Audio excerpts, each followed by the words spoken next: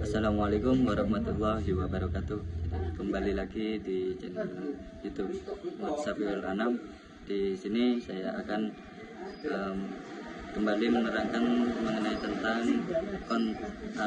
model pembelajaran, yaitu CTL. Biasanya disebut CTL atau pengertiannya Contextual Teaching Learning, yang dimana di sini seperti biasa perkenalan saya dari kampus Institut Agama Islam Syarifuddin Wonorejo, Kedung Jajang, Lumajang, Fakultas Tarbiyah, Program Studi Pendidikan Agama Islam, dosen pengampu yaitu Bapak Dr. Ikhwanul Muttaqin MPD.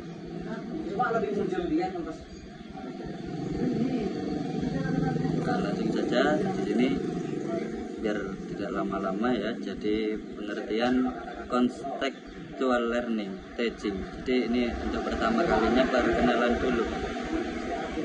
Perkenalan apa itu contextual teaching learning atau disebut CTL. Mendefinisikan CTL ini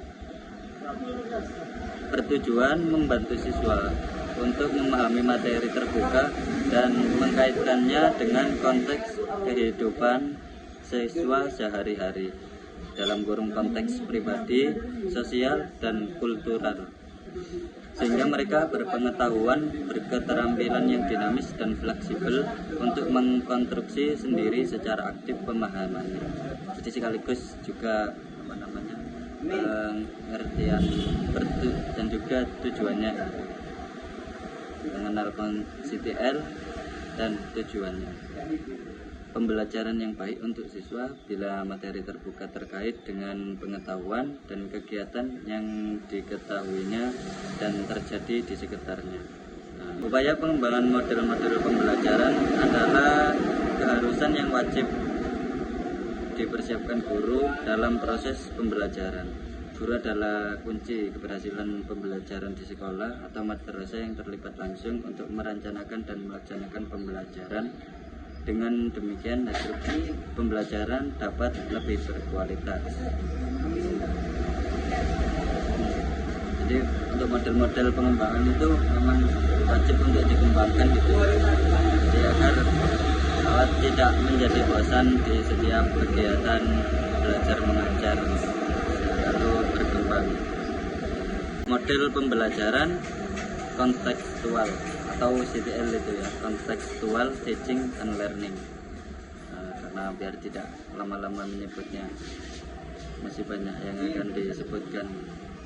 Di proses belajar yang holistik bertujuan membantu siswa untuk memahami materi ajar dan mengkaitkannya dengan konteks kehidupan siswa sehari-hari dalam kurung konteks pribadi, konteks sosial, dan kultural, sehingga mereka berpengetahuan, berketerampilan yang dinamis dan fleksibel untuk mengkonstruksi sendiri secara aktif pemahamannya.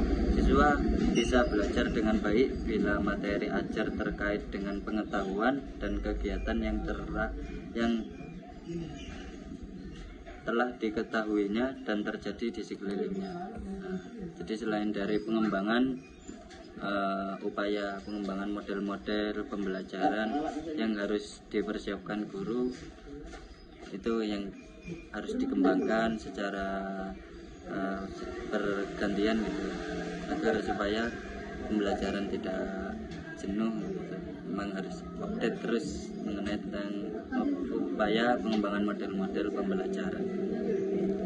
Selain itu juga model pembelajaran kontekstual ini dalam kurung CTL itu ya, Contextual Teaching and Learning ini siswa itu memang lebih senang apabila lebih semangat belajar apabila materi terkait dengan pengetahuan dan juga keterampilan. Siswa bisa belajar dengan baik bila materi ajar terkait dengan pengetahuan dan kegiatan yang telah diketahuinya dan terjadi di sekelilingnya. Jadi pengetahuan dan kegiatan materi tersebut itu telah dialaminya, sudah diketahui dan terjadi di sekelilingnya, sekitarnya, lebih mudah untuk dipahami. memahami. Pengertian model. Model adalah pola, dalam kurung contoh, referensi, ragam dari sesuatu yang akan dihasilkan. Kemudian model adalah representasi abstrak dari beberapa proses sistem di dunia nyata. Model berguna dalam menggambarkan alternatif dan menganalisis kinerjanya. Hubungan konteks. Model adalah hubungan konteks, suasana, dan keadaan. Ini disebut konteks itu. Pembelajaran CTL adalah salah satu pendekatan pembelajaran yang dianjurkan dalam penerapan kurikulum tingkat satuan pendidikan. Jadi untuk ini adalah pengertian model secara umum ya.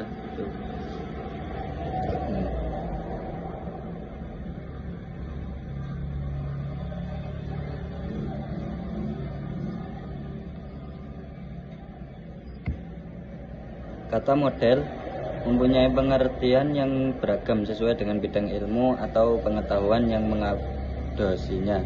Model adalah pola, contoh, acuan, ragam dari sesuatu yang akan dihasilkan. Model pembelajaran sebagai kerangka konseptual yang digunakan sebagai pedoman dalam melakukan pembelajaran. Instruksion atau pembelajaran adalah suatu sistem yang bertujuan untuk membantu proses belajar siswa, yang berisi serangkaian peristiwa yang dirancang, disusun sedemikian rupa untuk mempengaruhi dan mendukung terjadinya proses belajar siswa. Jadi untuk kata model itu mempunyai pengertian yang beragam. Pengertian model mempunyai pengertian yang beragam sesuai dengan bidang dan pengetahuan yang mengabdosinya. Karakteristik pembelajaran konseptual. Ini ada 6 karakteristiknya. Yang pertama yaitu melaksanakan komunikasi yang komunikatif. Melaksanakan komunikasi yang komunikatif maksudnya siswa memposisikan diri sebagai orang belajar aktif dalam mengembangkan minat secara individual. Orang yang dapat bekerja mandiri atau kerja kelompok, dan orang yang dapat belajar sambil berbuat. Kemudian yang berikutnya melakukan pekerjaan yang signifikan. Melakukan pekerjaan yang signifikan yaitu aktivitas siswa mengkaitkan antara sekolah dan berbagai konteks dalam kehidupan nyata sebagai pelaku bisnis dan sebagai anggota masyarakat. Kemudian belajar dengan pengetahuannya sendiri. Maksudnya siswa melakukan kegiatan yang signifikan, ada tujuannya, ada urusannya dengan orang lain, dan ada hubungannya dengan penentuan pilihan, dan juga ada produknya atau hasil yang bersifat nyata. Kemudian bekerja sama, dalam kurung kolaborasi, artinya guru dan siswa berkolaborasi secara aktif dalam kelompok. Guru membantu siswa memahami bagaimana mereka saling mempengaruhi dan saling berkomunikasi. Kemudian berpikir kreatif dan kritis. Berpikir kritis dan kreatif ini siswa dapat berpikir ke tingkat yang lebih tinggi, kritis dan kreatif dengan menganalisis, membuat sintesis, memecahkan masalah, membuat keputusan, dan menggunakan logika dan bukti. Kemudian yang berikutnya dengan nilai autentik. Ini untuk tujuan yang baik atau bermakna ya. Siswa mempergunakan pengetahuan akademik dalam dunia nyata. Contohnya itu siswa dapat menggambarkan informasi akademik yang telah dipelajarinya untuk dipublikasikan di kehidupan nyata. Contoh dalam kehidupan nyatanya siswa dapat menggambarkan informasi akademik yang telah dipelajarinya untuk dipublikasikan dalam kehidupan nyata. Kemudian lanjut kepada pembelajaran konseptual teaching, yaitu pembelajaran yang membantu guru dalam mengkaitkan antara materi yang diajarkan dengan situasi dunia nyata siswa dan mendorong siswa membuat hubungan pengetahuan yang dimilikinya dengan penerapannya dengan kehidupan mereka sehari-hari. Hal ini melibatkan 7 komponen utama pembelajaran efektif, yaitu pertama konstruktivisme, kedua bertanya, ketiga menemukan, keempat masyarakat belajar, kelima pemodelan, keenam refleksi, dan ketujuh penelitian sebenarnya. Komponen utama model pembelajaran konseptual ini ada 7 komponen. Pertama yaitu konstruktivisme, kemudian menemukan pertanyaan, bertanya, masyarakat belajar, pemodelan, refleksi, dan penilaian autentik. Yang pertama konstruktivisme, yaitu mengembangkan pikiran siswa untuk belajar lebih baik dengan cara bekerja sendiri, mengkonstruksi sendiri pengetahuan dan keterampilan barunya. Kemudian menemukan atau inquiry, menemukan merupakan proses pembelajaran yang berdasarkan pada proses pencarian penemuan melalui proses berpikir secara sistematis, proses pemindahan dari pengamatan menjadi pemahaman.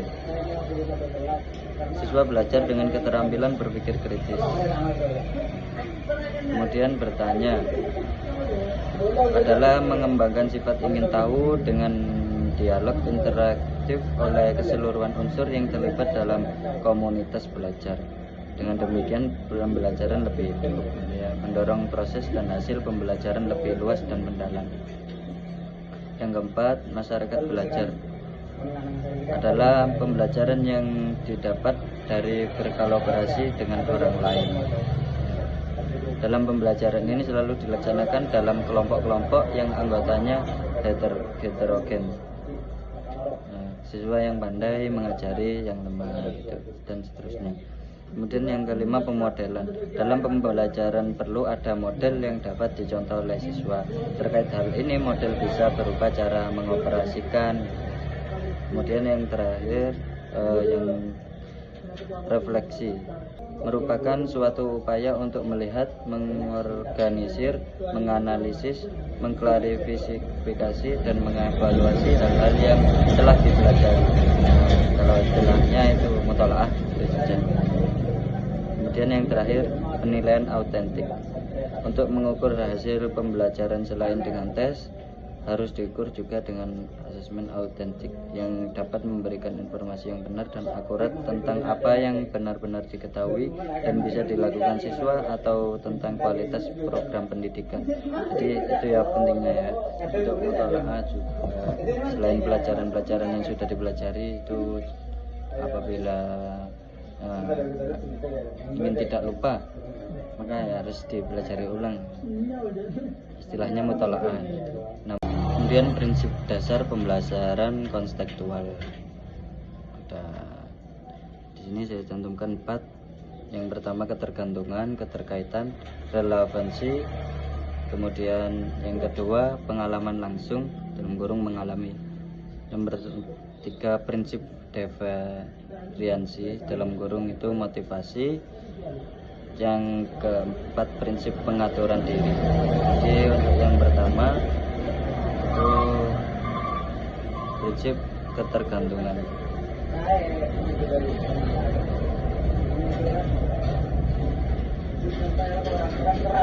Segala sesuatu, yang pertama prinsip ketergantungan.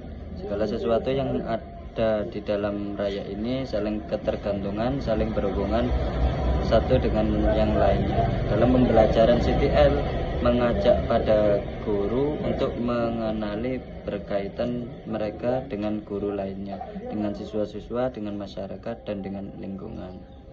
Prinsip ini mengajak siswa untuk saling bekerja sama, saling mengetengahkan pendapat, saling mendengarkan untuk menemukan persoalan, merancang rencana, dan mencari solusi dari persoalan yang ada. Yang kedua, prinsip diferensiasi. Prinsip ini merujuk pada motivasi terus-menerus dan semesta alam untuk menghasilkan keragaman, perbedaan, dan keunikan.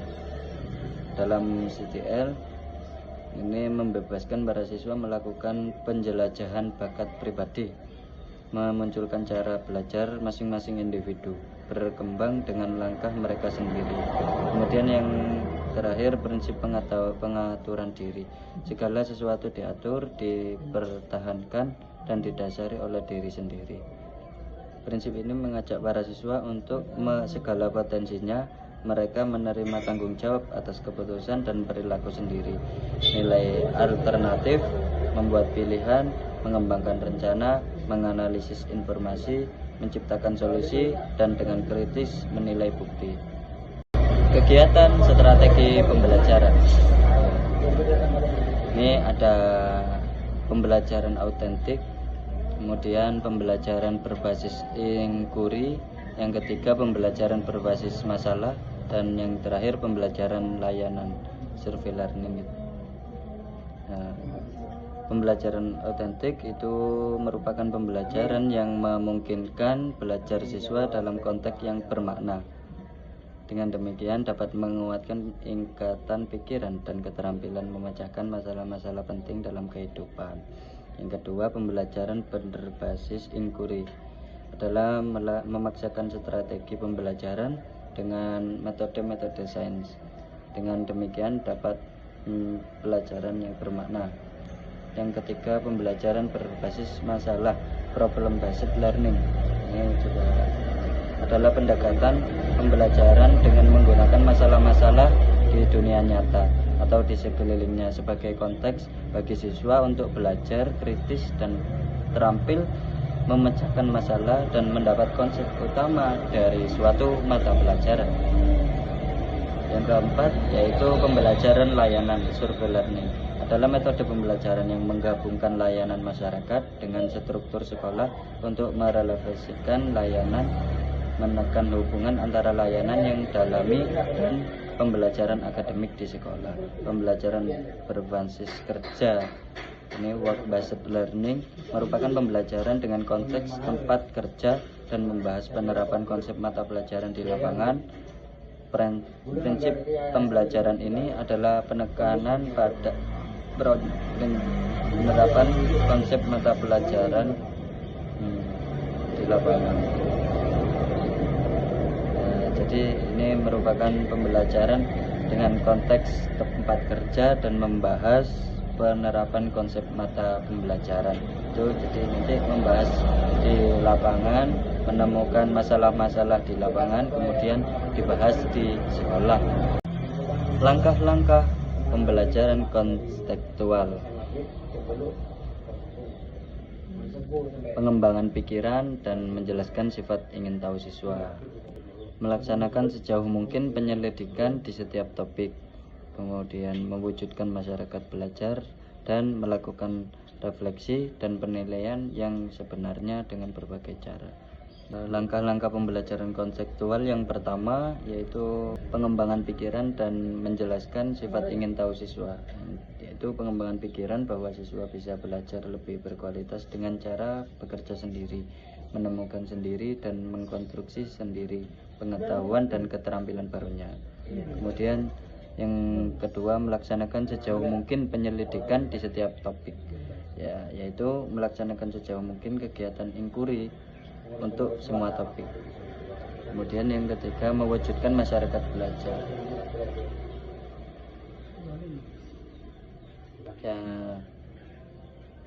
Yang keempat, melakukan refleksi dan penilaian yang sebenarnya dengan berbagai cara.